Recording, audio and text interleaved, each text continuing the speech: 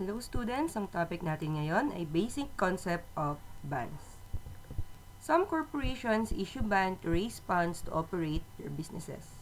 Bonds are interest-bearing security which promises to pay an amount of money on a certain maturity date as stated in the bond certificate. Investors who purchase bonds or bondholders are essentially lender to the issuer. However, the investor should be compensated for lending their money. Aside from being paid the loan at the end of a fixed amount of time or par value, the investor also receives a regular payments called coupons. Par value or face value is the amount payable on the maturity date.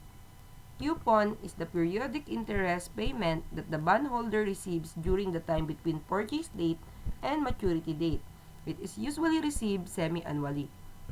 Unlike the stockholders, bondholders are lenders to the institution, which may be a government or private company. Also, bondholders do not vote in the institution's annual meeting but the first to claim in the institution's earning. Example of computing semi-annual coupon payment. Determine the amount of semi-annual coupon for a bond with a face value of 500,000 pesos that pays 8% payable semi-annually for its coupon. So, solution, semi-annual coupon amount is equal to 1/2. 1/2 dahil yan ay semi-annually. Par value na 500,000 times 8% na coupon rate. So, yan ay 20,000 pesos. The coupon rate here, which is 8%, is used only for computing coupon amount and not the rate at which money grows. Current market conditions are reflected by the market rate that are used to compute the present value of the future payments. Per price of the bond is the present value of all cash inflows to the bond holder. Example of computing per price of the bond. Suppose that a bond has a face value of 100,000 pesos and its maturity date is 3 years from now. The coupon rate is 5%, payable semi-annually. Find the per price of this bond, assuming that the market rate is 4%. So first, we compute for the semi-annual coupon amount.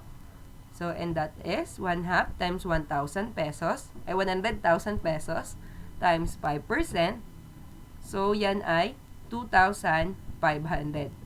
The bondholder then receives 6 payments of 2,500. Why 6?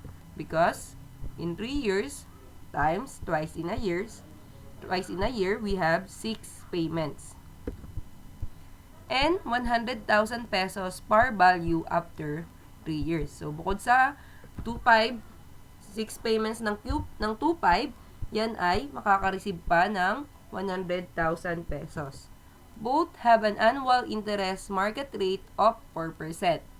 So, hence, the cash flows for 3 years computing the present value of each coupon is, so, meron tayong 6 payments at computing natin yung present value ng each coupon. So, sa first, meron tayong 2,403.85. Then, sa second coupon, meron tayong 2,311.39. Sa third coupon, meron tayong 2,222.49. Sa fourth coupon, meron tayong 2,137.01. Sa fifth coupon, meron tayong 2,054.82.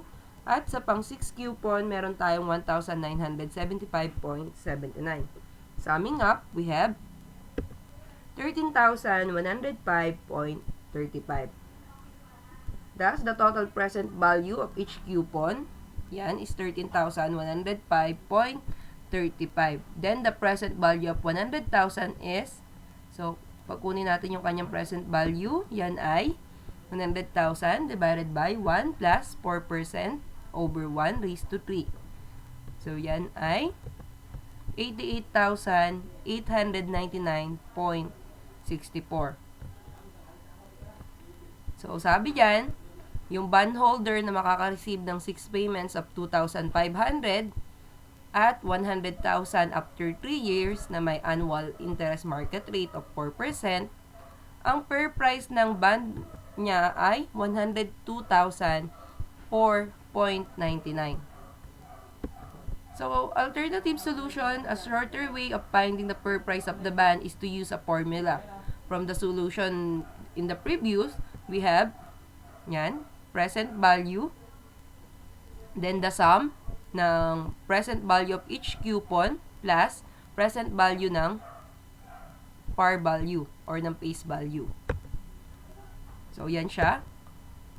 At pwede nating ma-derive itong formula na to. So, the sum of the product of R and the quotient of 1 minus 1 plus R over N raised to negative M and R over N, and the product of F and 1 plus R over N raised to negative T, where malaking R means the coupon amount, then yung maliit na r, yan yung market interest rate, yung N is the number of times interest has been made, yung T is the term or tenor of the bond, kung gaano katagal in years, then M is the number of times a coupon payment has been made, and F is the par value or face value. So, using the formula, ito yung ating makukuhang amount. So, first 2.5 yung coupon amount. 2.5, 1 minus 1 plus 0.04 na market interest rate over 1 dahil annually. Then, merong 6 payments, negative 6. Then, dito, yung 100,000 times 1 plus 0.04 over 1 raised to negative 3 dahil yan ay 3 years. So, 2.5, yan. So, yung 0.04 divided by 1, so yan siya. 0.04 divided by 1. Then, add natin sa 1. So, yan ay, yan siya. Then, yung 1.04 erase sa negative 6. Then, yung 1.04 dito erase sa negative 3. So, yan ay 0.79. Then, dito, i-minus. So, 1 minus yung answer. Tapos, dito, pwede nang i-multiply sa 100,000. Then, ito, ipag-divide. Then, nung dinivide to, i-multiply sa 2.5. Then, ipag-add natin yung dalawang values. So, we got 102,004.98.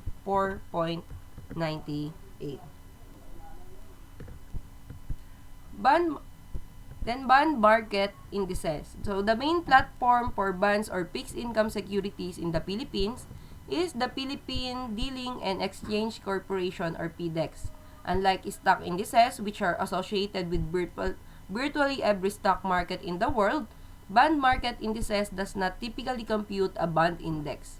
The market rates produced from the bond market are interest rates which may be used as benchmark or other financial instrument.